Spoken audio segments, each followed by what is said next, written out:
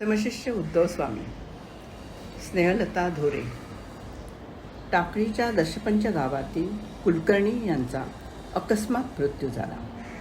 सर्वजण स्मशानभूमीवर आले असता कुलकर्णींच्या पत्नीने तेजपुंज तपस्वी पाहिला आणि त्याला नमस्कार केला.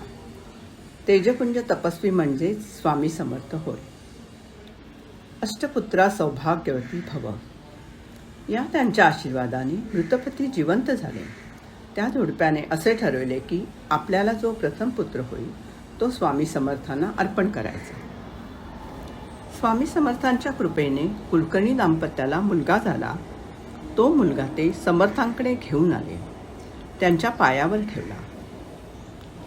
आम्ही अरण्यवासी आहोत, लहान बाळाला तुम्ही काही दिवस सांभाळा, नंतर पाहू. याचे नाव उद्धव ठेवा, असे समर्थांनी सांगितले. 8व्या वर्षी व्रतबंधासाठी कुलकर्णी उद्धवाला घेऊन आले. तेव्हा समर्थांनी उद्धवाला मांडीवर घेतले आणि त्यावर व्रतबंध संस्कार केला. एक तप पुरस्चरण झाल्यावर स्वामी समर्थ तीर्थयात्रेला निघाले. उद्धवाने मला पण घेऊन चला असा हट्ट केला आणि तो रडत समर्थांच्या चरणी लोळू लागला.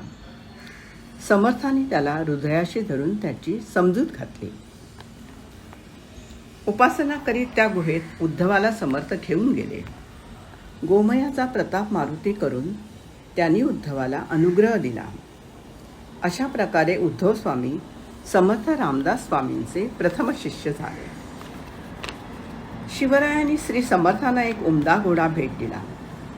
त्याच्यावर स्वार होऊन समर्थ निघाले. त्यांच्या मागे शिष्यमंडळी धावत होती. सर्व शिष्य दमले. उद्धव स्वामी पाण्याचा तुंबा घेऊन समर्थांच्या मागे शेवटपर्यंत वेगाने पळत होते. घोडा एके ठिकाणी दमून थांबला.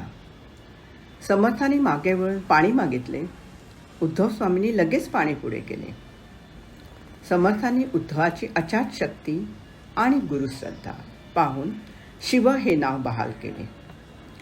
उद्धव स्वामींच्या पदातून स्वतःसाठी शिव किंवा शिवराम असा उल्लेख सापडतो.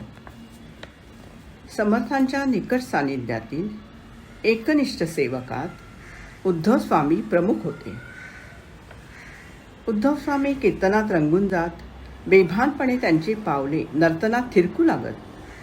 मागे असलेल्या मारुतीच्या अंगावरचा शेंदूर उद्धवाच्या अंगरख्याला लागे. हे ध्यानी आल्यावर समर्थ म्हणतात, उद्धवा, तुमच्या नर्तनाने मारुतीरायांना त्रास होतो, यापुढे बसून कीर्तन करणे. मानसपूजेत उद्धवांना समर्थ दर्शन देत. छत्रपती शिवाजी महाराजांनी देह ठेवला. आपले इहलोकीचे वास्तव्य संपत आले हे समर्थांच्या लक्षात आलेले होतेच. माघवद्य षष्ठी उजाडली.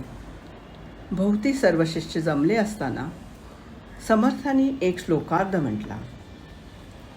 रघुकुळ टिळकाचा वेद सन्निध आला, तदुपरी भजनासी पाहिजे सांग केला. उद्धव स्वामी लगेच म्हणाले, अनुदिनी नवमी हे मानसी धरावी, बहुत लगबगीने कार्यसिद्धी करावी. हे ऐकताच समर्थांना किती समाधान वाटले असेल. उद्धव स्वामींच्या उत्तरार्धाप्रमाणे समर्थांचे निर्वाण 3च दिवसांनी नवमीला झाले. धन्य ते उद्धव स्वामी. जय जय रघुवीर समर्थ.